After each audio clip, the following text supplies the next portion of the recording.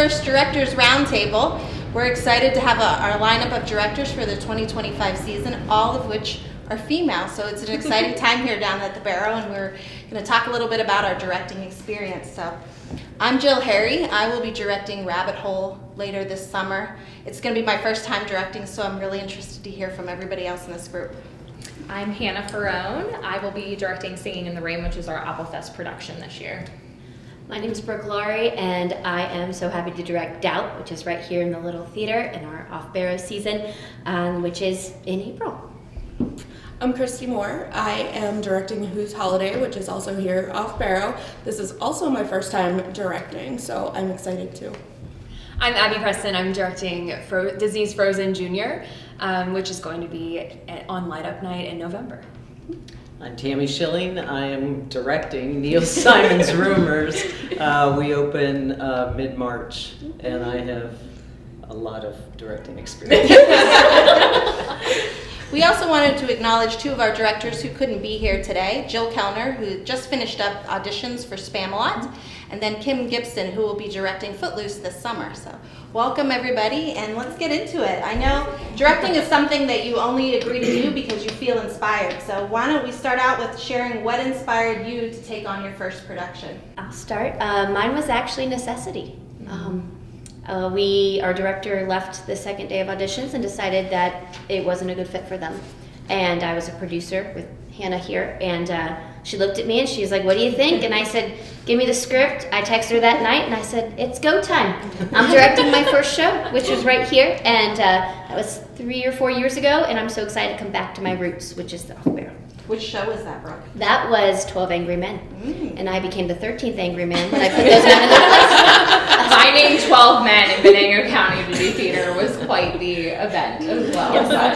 But it turned out great. So, Well, I'm doing Whose Holiday, which is in December, which Christmas time is just, a fun time to do a show. And not only that, but it's a one-woman show. So I was like, if I'm going to start directing, let's do it with a one-woman show. That's easy. Yeah. It's fantastic. My first show that I directed was for a senior project in high school. The reason I picked that was partially from working with Martha with youth theater. She taught me so much, and I did plays at my church as a kid too, and so kind of combining those was really fun, and I fell in love with it for a school project, and I've been doing it ever since. And Martha was awesome. Her daughter was in that show that I directed for the first time, so just the mentorship and collaboration that is right here at the Barrow is how I got launched as a director too. So. I started working backstage on civic shows when I was 11 years old, so it's been a very, very, very long time, which led me to major in theater in college, and so I took a directing class. I was focusing mostly on lighting and scenic design, and did that for a long time, but I did take a directing class and did a couple productions, and then I just kind of picked up a couple high school shows here and there, and then I got right back into civic. now look at you. Mine's similar. I grew up doing this for a long time, from the time I was like 6 all the way through. Similar was with Martha a lot in youth theater, and just kind of over the course of time, you've kind of done a lot. You've done acting, you've done whatever, and it's kind of like, okay, like what else can I kind of jump in there and do? And I knew if I wanted to do anything, I wanted to start with a play, because the musical aspect, I love doing musicals, but the musical aspect, being a director with a musical, was very overwhelming to me. So at the time, there was an empty slot. No one had signed on to do Agatha Christie's show, and I was like, I might be interested in doing it. And I remember talking to Jen Fox, and she was like, "Oh my gosh, that would be so great." So I took the script, read it, and was like, I think I can do this. And I remember it just felt very natural, just to because especially when you have such a good background of doing theater, and especially with Martha and people who know what they're doing and you grow up around it, it just felt so. But I was so fortunate to have such an amazing team that surrounded me to do it,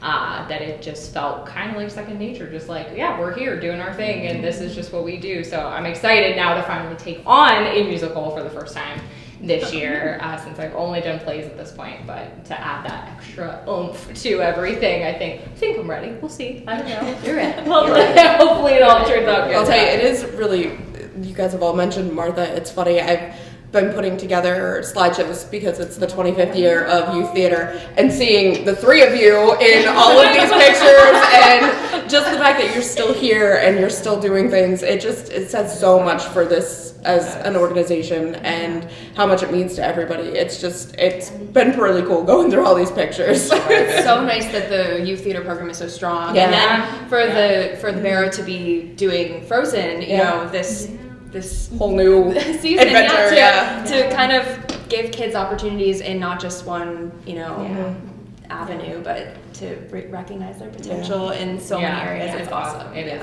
It's very neat. And it's funny too because it's really youth theater's why I'm here. But I didn't even ever do youth theater. Same with me. I kind of slid in the back door there by being a theater parent. So yeah, I don't know that I would be working here if if the kids had not been in youth theater. And we can't imagine life without you. Yeah, we can't go anywhere now.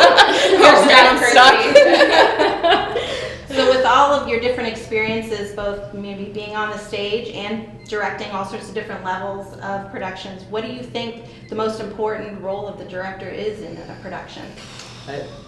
Hands down, having a clear vision when you go in. If you don't have the answer, nobody does. So I always, at least that's my approach to directing. I become as familiar with the show as I possibly can, and I have in my mind what I want this to look like at the end. And then, you know, if you have that clear vision, then it's pretty easy to start putting it into place, you know, with your actors and your tech people, and you know, you make adjustments along the way as you have to. I mean, you know, it is community theater, so you know, there's always going to be a little bit of that. But I just think that's really important to have a really strong vision when you start. And if you start that way, it all falls into place. It really does. Yeah, and I would say off of that, like having a very strong vision first and foremost, but then from there, you can inspire your actors by coming in with such a strong vision. It inspires them to want to bring that vision to life. If you set that precedent from the very beginning of like, this is what I really want to see, this is what I envision, it gets them excited, and they can kind of take that and run with it and be like, oh wow, this is really cool. And to kind of, you can continue to kind of go back and remember this is like the vision we kind of started with, and look at where we are now. It's just a very cool thing, and it just inspires them to just be better and bring more to the table every rehearsal when you have that clear vision. So I would say that's another, like, off that is a very, like, important thing to have, because you don't have inspiration. It just can be kind of, it's a little sad. So obviously if you can inspire your actors from the beginning, it just makes a world of difference, I feel like. So A big thing I always tell my actors every audition, especially the first cast meeting, is I believe actors are artists. And I hired you and asked you to be here. Didn't hire you, we don't pay. But I asked you to be here and put you on because you're an artist, and I believe in your potential to create art. So let me give you the parameters and let me watch you play. yeah, absolutely. When you guys all introduced your shows, I'm sure a lot of people who are watching this recognized, you know, several, if not all of the titles. So you're all taking on shows that, you know, a lot of people might have already built up an expectation of. So how do you deal with that pressure of doing a cherished show like that? I don't have that problem because I do plays. Nobody ever goes to see plays, so I don't have that issue. I mean, I do to a little bit. And certainly in my history of directing, I've done that a lot. But I think I mean, if it is a familiar show, then it's familiar to you as a director as much as it is to the audience. So so you kind of go off of your gut feeling on what the expectation is, and you know where you want to take it, and you're not going to try to recreate the wheel with something that's already familiar. You're gonna give the audience what they need as far as familiarity, I think. So. Yeah, absolutely. Yeah, I think a cherished show is kind of intimidating to direct, but at the same time, the reward is that much greater because the audience comes in, and if they like what you've done, if they like the spin you put on it, then they're that much more excited to see it because it's in their heart already and they're excited about it already. So. As far as name recognition, yours is probably the biggest one out there. Well, I was going to say Singing in the Rain, too. Singing in the Rain, too. That was another, You'll have two different crowds Yes, bringing in for that one, but absolutely. you'll get little girls in princess outfits. Yeah. And I mean, it's, And I think, you know, a book to a movie, you always have those people that are Yeah. book purists who come to the Yes. movie and want to hate Yes. on what they left out Yes. or dislike what the director's done with it. But I think when people come to see an adaptation or, you know, a beloved show for theater, I think that they expect that you're going to do something fun with it, and Yeah. they come wanting to see what you've done that's different. And that's kind of the super fans or whatever of that are Yeah. excited to see the nuances that you've changed or adapted for your shows. Yeah. There's just always the excitement of seeing it live. I mean, Yes. something like Singing Right. in the Rain, You which get to see it rain on stage. Yeah. Which, like, yeah, that's that's just, true, that yeah. just adds another level of Yes. excitement about Yeah. seeing it. I Yes, think, even if you are absolutely. familiar with Yeah, it. so. I try to not overthink it too much, as Yeah. silly as that might sound, but you obviously pick a show because you have a vision or you have an inspiration to take that show on, typically. So I try to not overthink it too much and just kind of be like, okay, I felt this oomph or whatever to do it. So I'm not gonna sit here and be like, okay, but what? Like, just try to keep all those voices like on the down low, and then, as some of you were saying, also like make it your own in a way. You know, like it does not have to be exactly what the movie or the book or the show was, and adding a little spin of your own onto it. But you know, reading that, like obviously Singing in the Rain for me, a big thing is I don't want to take too far away from the show because it is such a classic, but you can still add your own inspiration into it, and kind of the same with Frozen. Like it's, you know, such a beloved like story that little girls, yes, are going to come see and they love and they know the story, and like I'll be there seeing it. we're gonna dress that. Absolutely. But you know, you can still add your own aspect to it that people can be like, whoa, that was really cool, you know, and it just adds an extra layer that can be really exciting and really neat, and it shouldn't have to be the exact same. You know, that's what theater is all about. It can be your own creative sense of what you see and envision for this story, which And I is think, really cool. But I think going back to what Brooke said too, I mean, the other thing is you're not going to have, you know, Donald O'Connor. And, Right, you know, I mean, exactly. Yeah. So, I mean, but that Yeah. is that's the other layer, is the artists that you end up with. Yeah. They're going to add something Yeah, to it that, you know, absolutely. will be new for the That's audience. different So, and exciting, and Yeah. which It is all one of the amazing things about theater. Right. Is that it doesn't have to be the exact same. I think people with Pride and Prejudice loved the like modern music Oh, they added to it, or like absolutely. dance that Yeah. you know no one left saying, oh, that wasn't what Right. you know, No, how I it was- was. Yeah. Everybody Right. loved it. Trust me, nobody left going, oh, that wasn't the book. I mean, and if they did, I don't really care. So. Something about doing shows that have notoriety in our movies and our books, I put a rule on myself is after auditions start, I don't watch Yes, the movies same, anymore. same. I don't look up stuff on Same. YouTube. I don't read the books. Same. Because I'm like, all right, it's my turn Yeah. now. Yeah. They had their turn. Yeah. It's my turn now. People- and I want it to be mine. People will Yeah. ask me like, oh, did you like read, you know, or watch, whatever it is. If it's a role I'm doing, I'm directing something, they'll be like, oh, like, so did you watch it, like kind of try to, and I'm like, no, I actually tried to push that as far out of my brain as possible because I don't want it to be the exact same. I want it to be my own version, and like you said, the actor's own version of what they bring to the table. I don't want them, sometimes it can be helpful, sure, if they don't know this. Sometimes it's helpful. Lady goes wrong. I was glued to a couple Yes, of videos. That's a technical idea. That's totally different. You get passed for that one. Sometimes it's helpful for Yeah. sure, especially Yeah. if they don't know the story or anything like at all. It can be helpful to be like, hey, maybe go watch this just to kind of get an idea of what you're doing. But for me, if you know the story already, don't go back and rewatch, you know, and like get in your brain how they did it, because do it how you want to do it. Don't take exactly from them. Like, sure, if there's something specific an actor did or a show did or a movie did that you want to kind of take from, okay, cool. But don't make your entire show or performance that, because you're so much more talented than that and can bring so much more to the table that's exciting. So, yeah. Creation, not imitation. Yes. Yeah. Well, what Absolutely. people may not know is we have a board of directors here that votes on our directors. So if we didn't vote, which I sit on the board, but if we didn't vote We don't vote for copycats. We vote for creative Yes. artists. Yeah. Which is why all these talented women are around this table, because we vote for creative artists, and that's what we want. We don't want a copycat. We want you. Yeah, absolutely. It's too cheesy. Cue the tears. You're not crying. So you have your inspiration and you have your vision. So how do you now take that and connect that story through that? Connect the story to the audience. Jimmy's That's the been doing question. this since I You know what? I think you just kind of go back and do all the things we talked about, right? I mean, you use your artists to the the best of their ability, and you make it an atmosphere that they want to give you as much as you want from them, and once you've created that bond within the cast.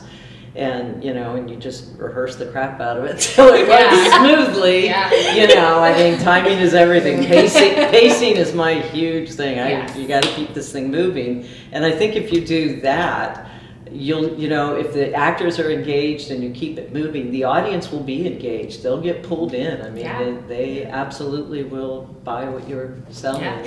But.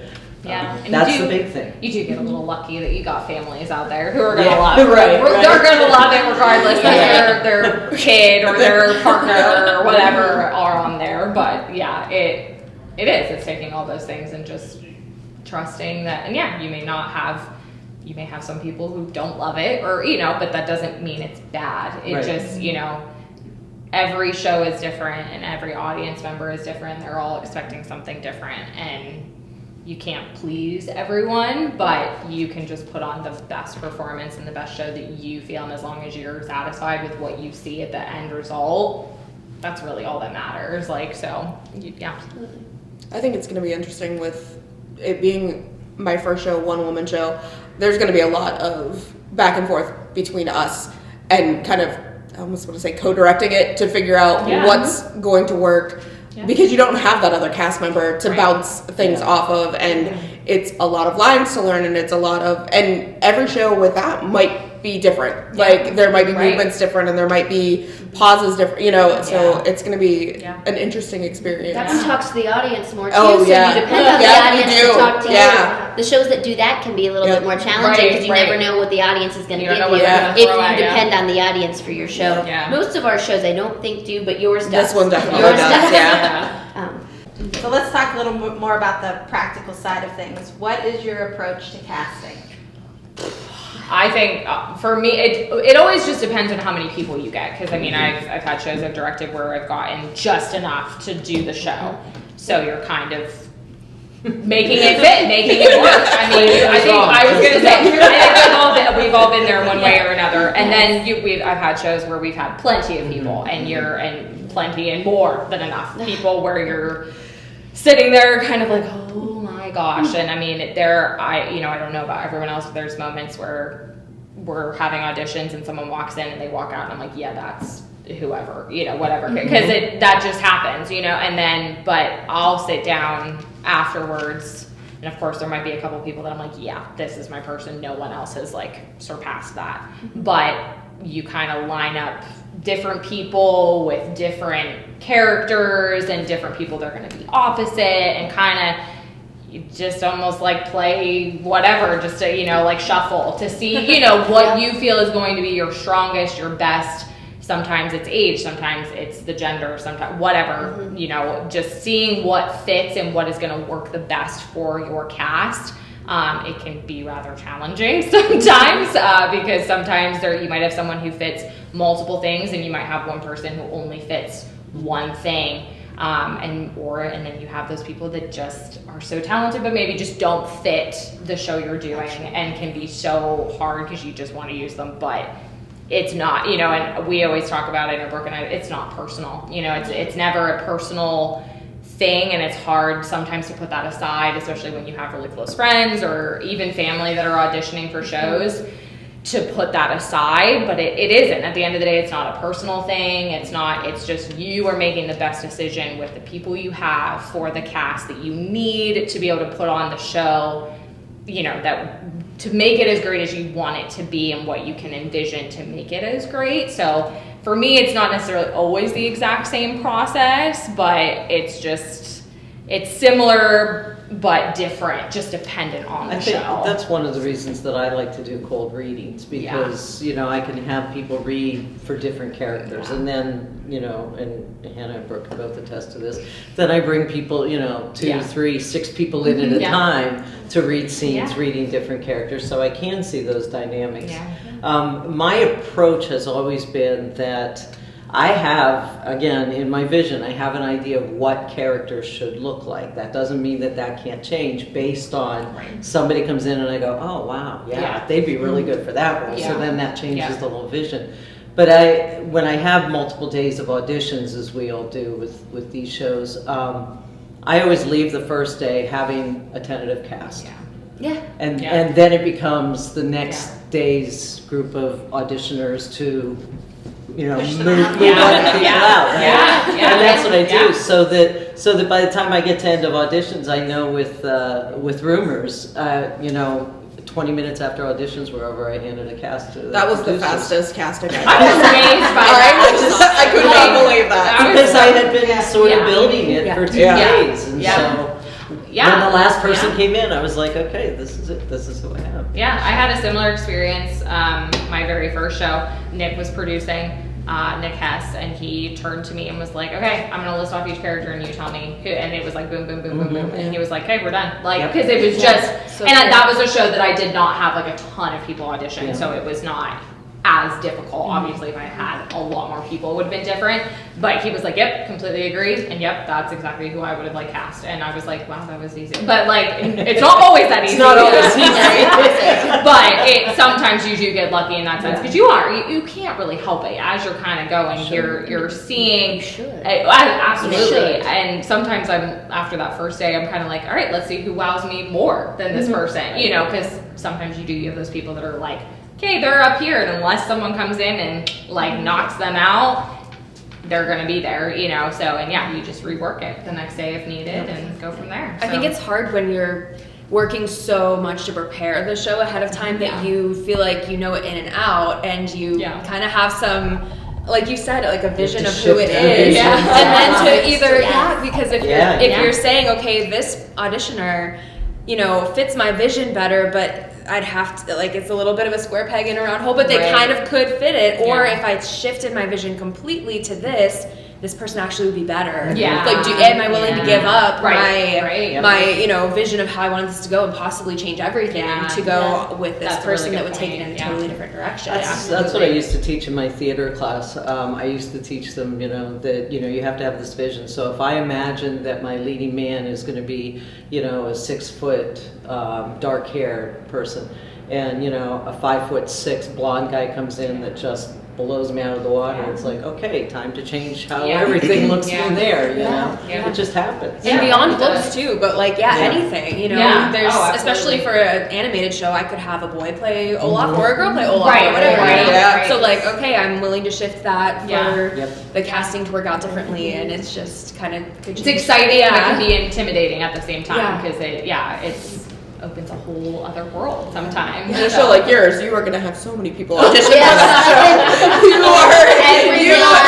Every child in Venango County is going to audition for your show. So. I love that, and I'm afraid of that because it's going to be so hard to make decisions based off of that. But we added a third day of auditions for that one, just in anticipation of knowing that there's going to be so many kids. I believe it. So smart. I mean, I came off directing Annie last year, and I sat on this stage after auditions, and there were, I think, 65 applications around me, and I just looked at my producer and I said, I'm gonna cry first, and then I'm gonna get this done. That's what you were gonna say. And let me tell you, I cried, and then we got it done. But I know it's hard. At one point, it came down to height. I looked at their height, and I was like, this would look better. This would look better. And I was like, height, like, because everyone acted well, everyone sang well, everyone danced well, and like that's what people don't understand, how hard it is in here, in this room, around, especially when you deal with kids. It's really hard to break kids' hearts.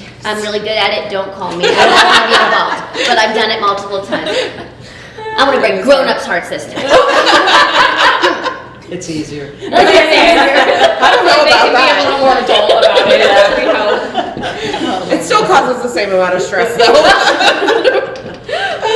So how do you set the tone at the beginning of the process? So you've got your cast, you got through the heartbreaking part, and you're now to the exciting part. You got your first rehearsal together, you're doing your table read. How do you set the tone? I just try to. This is a safe space. This is. We come here to create and to be accepted for whoever we are, whatever, and I try to just make it very set from the very beginning that there will be zero tolerance for mistreating people, I don't care if you don't get along with someone, you be professional, and you don't have to be best friends with every single person in this cast, but you do have to respect each other and you have to treat each other with respect. I think we've all been there where there's been, whatever it's been from drama or just, people not getting along or whatever it is.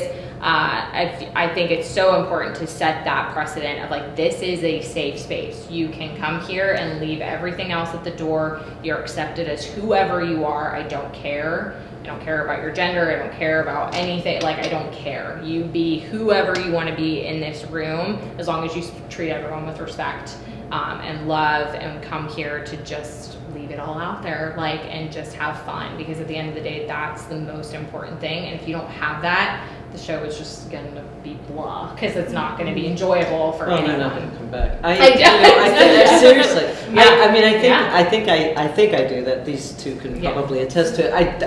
I don't say any of that. I'm just all business when we start. Yes. And I think if I come in and we divide it into different scenes, I give you the rehearsal schedule, I talk about, I have a list of read-through notes that I work off of every time. And I come in and it's like, okay, let's go. Yeah.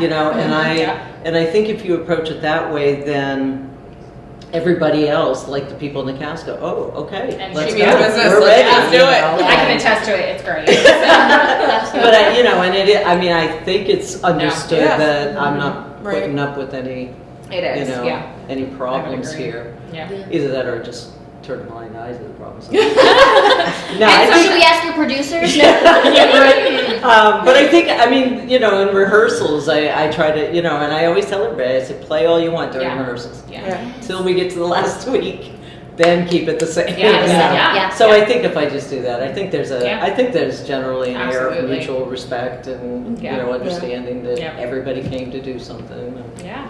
Absolutely. That's how I approach it. Yeah. I like that. Business. I do something very similar. I usually walk in and I said, I'm so excited to be here. I'm happy you're here. I'm happy to be here. Now let's work. Let's do it. It's time. It's go time. Yeah. You guys all have, sitting in a lot of cast meetings, you guys all have kind of the same approach, and that is one thing that I love about this organization is everybody kind of starts out their things the same way, exactly what you said, and this is a place for everybody, and it just starts out with such a tone for your entire show, that everybody is accepted, and this is a place for you to create art, and that's it, and that shows. I mean, I just got done helping with a kids show where the kids were the directors, and they took that very same thing and brought it to their cast meeting, and I was like, oh, you guys have been around here before, you guys have seen this, so it's just, and it shows that that's, trickling down into, the kids that you're directing and the teens that have grown up here and things like that. It is a little harder to do that with kids, I know. It is. I did high school theater for a long time, and it is, you have to, especially because you'll have a lot that this is their first experience, and so they won't latch onto it quite as quickly. So, But I think it is harder. the similar thing between new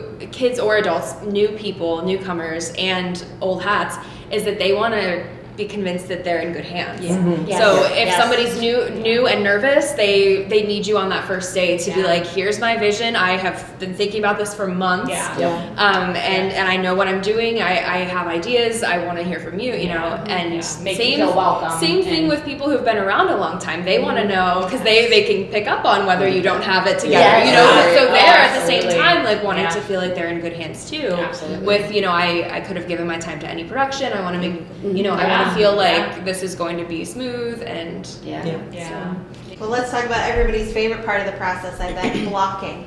So how do you approach blocking? I use French scenes, which I may still be the only director that does that, I don't know, but Yeah. that was how I was taught to do it. Will you and explain so what that's- that I was is? gonna say, Yes. I saw that and I didn't know what it was. So particularly because I work, predominantly with plays. By the way, I have directed musicals. I just want to throw that out to board members. I know you have. Just not here, just not for Civic. But anyway, plays are usually divided into acts, no scenes. And I don't like to waste people's time. So what I do is I will take the play and I will divide it into smaller, more workable scenes. And usually the shift in scene is dependent upon entrances and exits. And so, for instance, in Rumors, the French scene 1 is just 2 characters. Yeah. There are 10 characters in the whole play, but there's just 2 characters. So we have a rehearsal set up that just those 2 people have to be there while we block those scenes. And so that way, sometimes you have 2 people, sometimes you have 6, sometimes you have 4, but it's just the people. The odd thing is that you're learning it out of order, because it's all dependent on who has to be there for rehearsal. The good thing is that you get the blocking done pretty quickly. I mean, we're halfway. We've had 3 rehearsals and we're halfway through the Wow. blocking. Yep. Wow. So I'm doing it your way. I mean, it just. And then you know that show inside and out. Yeah, you do. And then I start, and then we start gradually going into, okay, now we're going to run the first 5 French scenes so we can get some continuity. And, it's just the way I've always done it. And I can keep my rehearsals a little shorter that way. I can keep them more concentrated, and you're not sitting around for an hour and a half waiting for your scenes. Yeah. I've actually learned that from you. Yeah. That's how I direct. That's That's how I direct and how I block. I just did my schedule for Doubt, and they're all out of order because I'm using those characters. I don't like to waste people's time. Yep. Also learned that from you because you Absolutely. never wasted mine. Yep. Yeah. Yeah. And that's really cool because I never realized who I learned that from. But it was you. You're welcome. And then my actors have said they appreciate how I don't waste their time. Yeah. So Yeah. they like It pays off in the end. Yes, it does, 'cause they respect you more. Yeah. That's funny because I got the same thing of like not wasting people's time because I appreciate my time not being wasted, and I think everyone does, because obviously yes, we're volunteering for and we know what we're volunteering for, and sure, we were just talking about last night, sometimes you hit a point where you maybe are going to have to be here and stay here for a little bit, because you do hit that point eventually. And we all kind of know what we're signing up for, but obviously I told her last night, I was like, yeah, but I know you are not wasting my time more than necessary. Like, if it happens, I know it was inevitable, and it was something you couldn't, you just had to do, and it is what it is, and it's Part of fine. being in It's production. and it's all good. Like, it's fine. I 'cause think at some point you have to run. right, exactly. Yeah, exactly. at some point. And for me, like, if I'm doing a play, I definitely divvy it up, like the French scene. A musical, I feel like my approach will be a little different, just because you do have the scenes, so it makes it different, because you can be like scene 1, scene 2, Right. all those things. I always just try to make sure when I'm blocking, I just have kind of a clear picture of what I want to get accomplished for that evening. Whatever it is, whatever the rehearsal is, if it's like, okay, we're going to do this scene and this scene, okay, we make sure we get that, we get it done. Please focus, let's do this, let's get it done so we can run it. Your questions can be afterwards, but let's get this done so we can get it rolling and everyone can feel comfortable and good about what we're doing. Because sometimes I don't know about any of you, but I've gone into rehearsals where I'm oh, and then that's what happens. You're kind of in rehearsal and it's like, oh my gosh, this is not going well. So recenter, let's do it. But just clear vision of kind of what you want to get accomplished can do a world of a difference of getting everything done. So You kind of stole my thunder, because the next question is, how do you reset when a show feels like it isn't working for one reason or another? I don't Oh. think Way I've to ever go had there, to Hannah. reset. I mean, there are always adjustments you have to make. I mean, you were just talking about all the shows that are rehearsing here.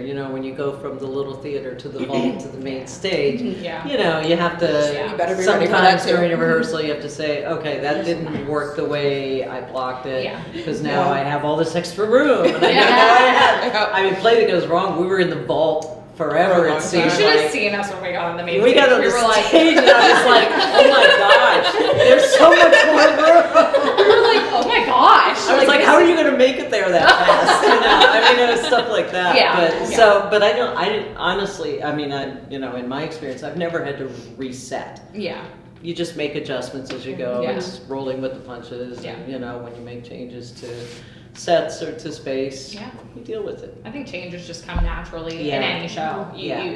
I don't know that I've ever been a part of any show, whether it's been acting, choreography, whatever it is, where you don't have to adjust some things, like you Right. said, in some way or another. Because that's just inevitable. It happens. I mean, you might have to build a grandfather clock 6 or 7 times. Oh, man. Just keep doing it.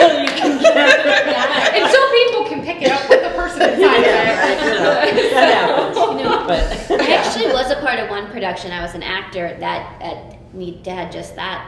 We had our director leave 3-4 weeks before we opened. A couple actors left, and it turned. okay, that's a reset. Yeah, and it came down to a phone call with all of us saying, "Do you want to do this show or do you want to cancel?" Yeah. And we all had to be like, "We're going to do the show." Yeah.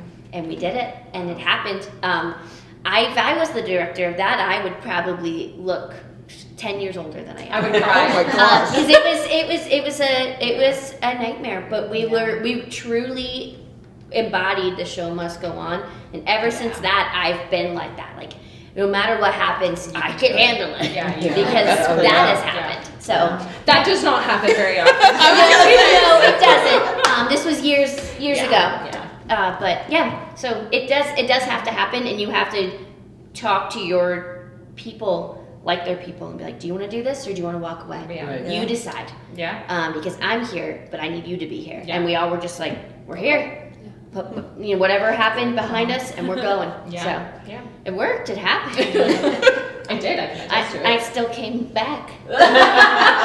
She didn't run away afterwards. So. You did. I think that cast morality and cohesion is, you can tackle anything as long as you're doing it as a team. Yeah. And so even whether things have gone, sideways, like that. or not, if it's not, like, and you're just trying to, have a good time and produce a good show. I do pep rallies at the end of rehearsals. So like, tell me what this person did that you thought was really great. Like, hey, this person saved me today. I forgot my lines and they saved me. And everybody's like, yeah, we love Hannah for that. Or I loved that you brought so much more to the scene today. And the actors will compliment each other. Stage crew will get That's involved, cool. and That's awesome. I think that kind of.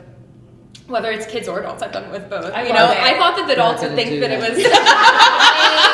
Don't get your expectations. I usually have big casts with anything I do. Yeah, It would be 10 of us. I'll be like, you But made me laugh. some of the larger casts, it's hard for them to be together. Like, Yeah. sometimes they Yeah. rehearse separately for so long that Yes. it's just Yeah. not. They might feel like two separate Yeah. teams. Yeah. Yes. And Yes. so Yeah. to feel like everybody is, Yeah. especially with you in your French scenes, some of the cast might not have seen something before. Oh, So yeah. for them to Yeah. be able to Yes. see it for There's the a first lot of time that, and say, yeah. oh my gosh, that was That's fantastic. amazing, yeah. Props to this person. I hadn't seen that yet and it was awesome. So things like that are really fun. And then if something does go sideways with, the set's not quite as done as we want it to be or whatever at this point in the game, everybody's, no one's saying, oh, well, we're on different sides of this. Yeah. It's us It's a versus the team. problem. Yeah. Yes. Yeah. So I Absolutely. think that's fun. Yeah. So. Yeah. Yeah, I didn't know if adults would like that, but then they loved it. Hey, But I think was it's like, great. I mean, this is what I we do love with it. the kids, You and they're like, no, do- let's do it. That's Yeah, why that's awesome. you do you. Like, I like that. I love it.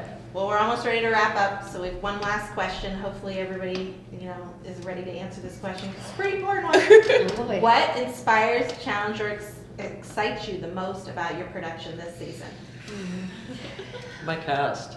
You have a fun cast. You have Really. amazing cast. Yeah, I really. That's enough. Cut I knew that that was coming. I'm kidding. I mean, it's a combination of, yeah. No, it's not. It's a combination of, I had this vision of having, real life couples play couples, and I have 3 of those. So that's kind of nice, And then, the fact that I'm working with people that I know are experienced. I've directed at least half of them in other productions. So I'm just very excited about it, and I think they are as well. And Oh I my think gosh, so. yes. Immediately there was kind of this. This is going to be really fun. This is Yeah. going to be good, and so everybody kind of came in with that attitude. So I'm very excited to to get it in front of an audience, and I'm sure they will enjoy it. We were laughing hysterically in our read-through. So, Yeah. So I'm really looking forward to it. Yeah. For me, the past 4 shows I've directed has been very kid heavy, and I love kids. I do, and I'm really excited to dig into a darker and more serious piece with adults, because that's where I got my start, was 12 Angry Men, and it's not really funny, it's not really, you don't leave really happy, neither do you do with doubt, but you leave with something. Yeah.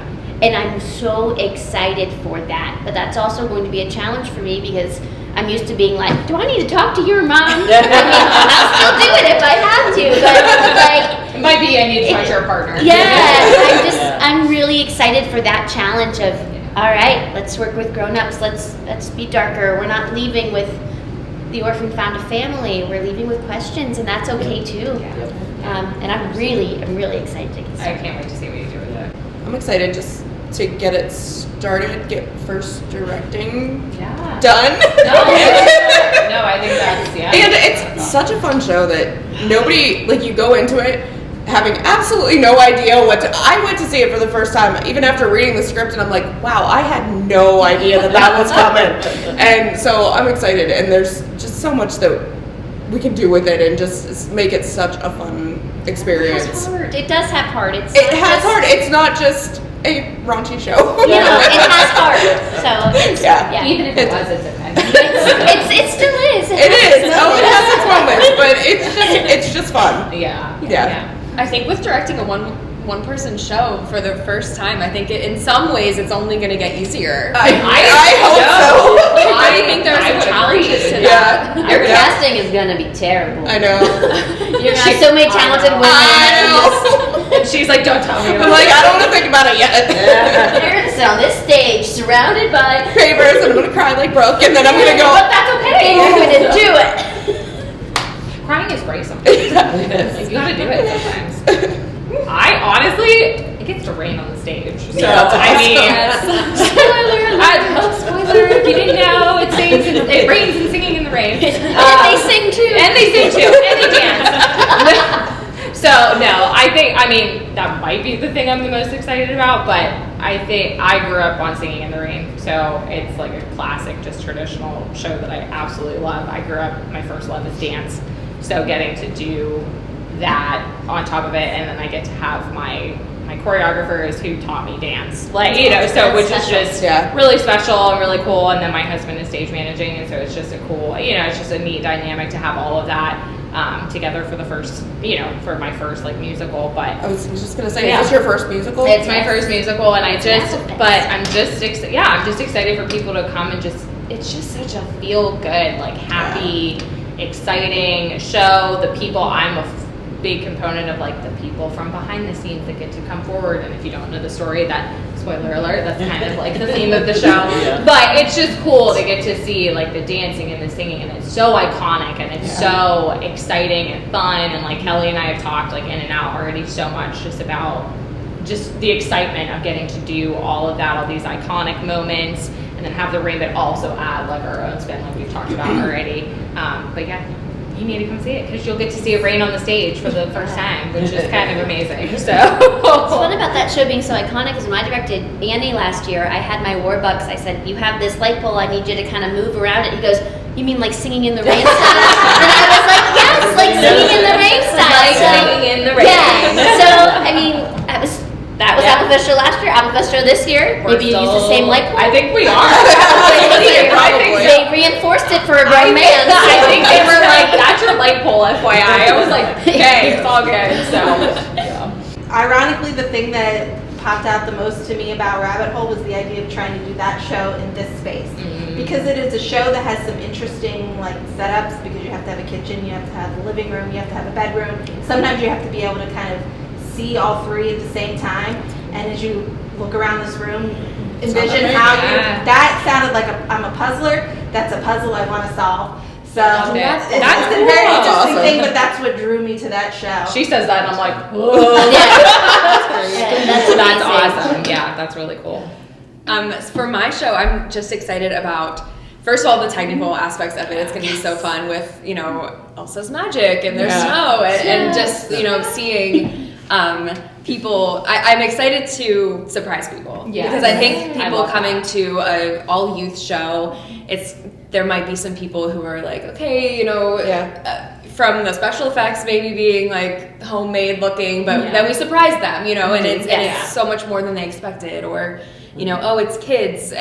How much, you know, will they be able to connect with an audience? They can. Oh, yeah, they can. Yes. And I think, you know, even Disney surprises people. I think people kind of think, oh, Disney, cartoon, whatever. Disney gets all the human emotion in every show. There's a sense of nostalgia. It's just this. Yes, even though it's a newer one that some adults wouldn't have in their childhood, it still has that feel good. Absolutely. You know, their kids love it. And they'll be bringing all of their grandkids. That's the other thing too. You know, the little girls that you know there's going to be little girls. They're dressed as Anna, dressed as Elsa, and just the fact that they, you know, and me.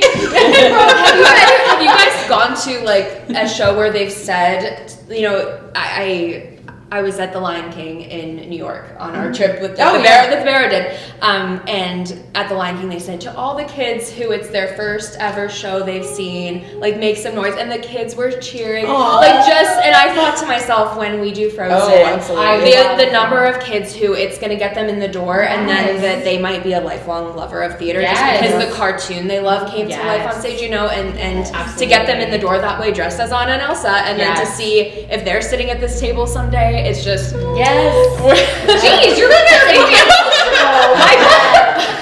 that's a school show. Yours will be a school show too, so you'll get those moments of those kids that maybe have can't no idea what afford they're to come coming to. there, and then they're there and they're seeing it. Their class. I've had so many kids. I've done again multiple school shows, and kiddos are like, Miss Lady, this is really cool. I want to come back, and I'm like, do it. Like, and it's amazing.